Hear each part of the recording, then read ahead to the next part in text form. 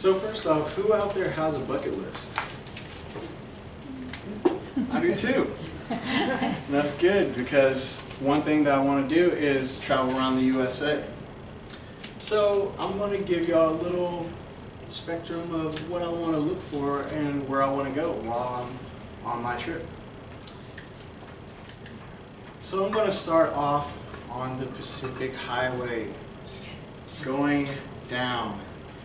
Created or started in Washington by that guy, Sam Hill, who he believed in paved roads for good transportation.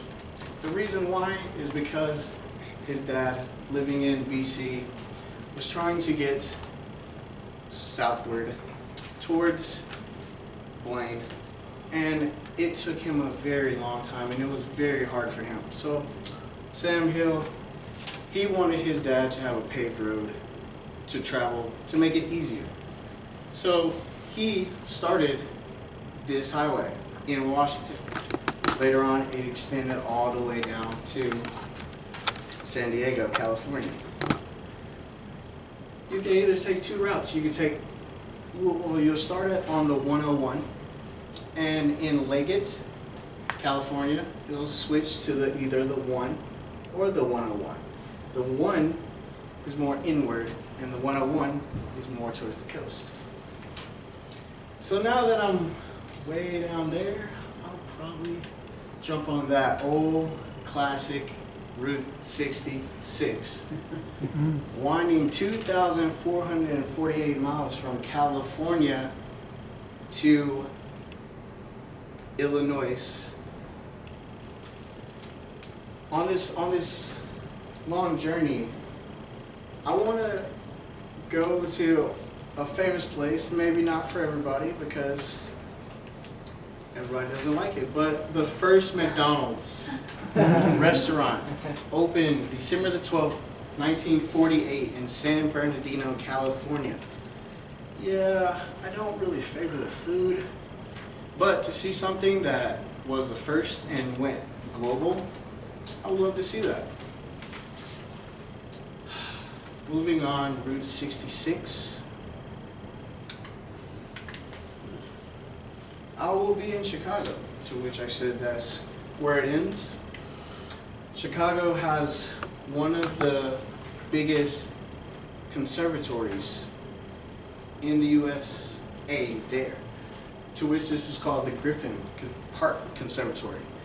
And it is divided into many different rooms, many different bios, so that plants of all regions, all parts of the world can survive and still be witnessed by those who maybe can't travel as much as others. That conservatory also extends down into Indianapolis, which is, as I drive down, I will be hitting the 65, the I-65. Going down the I-65, I hit Louisville, Nashville. Louisville, the place of the Kentucky Derby Museum. Museums, anybody like museums? This is a great place for you.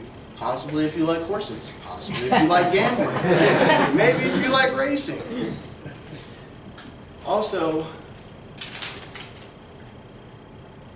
the Louisville Sluggers Bat Museum is also in Louisville, which is an iconic bat that we've probably all seen. Never even thought of the name, but it's okay. Their museum is right there, and you can learn every little thing about bats and possibly a little bit about baseball at that museum. Now in Louisville, I have to take a different route because, you know, there's a lot of roads going across the U.S. So I'm going to drop down the I-24 into Atlanta. Atlanta has one of the biggest airports in the United States there. Probably very busy. Atlanta is also the only city destroyed by an act of war. which is pretty awesome to me because it was rebuilt, and what it became is a black Mecca. And that is a place where blacks of all ethnic equality, well, not ethnic, social equalities will have equality within that city. So it's like a black Mecca. So I'll drop down from Atlanta to the I-75, going to Tampa. I don't honestly have to say any words for Florida. It's beautiful. The beautiful beaches, the white sand. I can get lost there for a couple days, which would be lovely for me.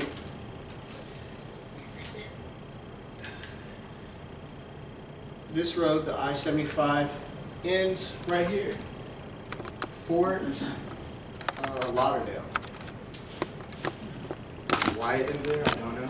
But hey, I'm just going to take it to the end of that point because that's pretty southern Florida. And I'm going to ride it back up the I-90.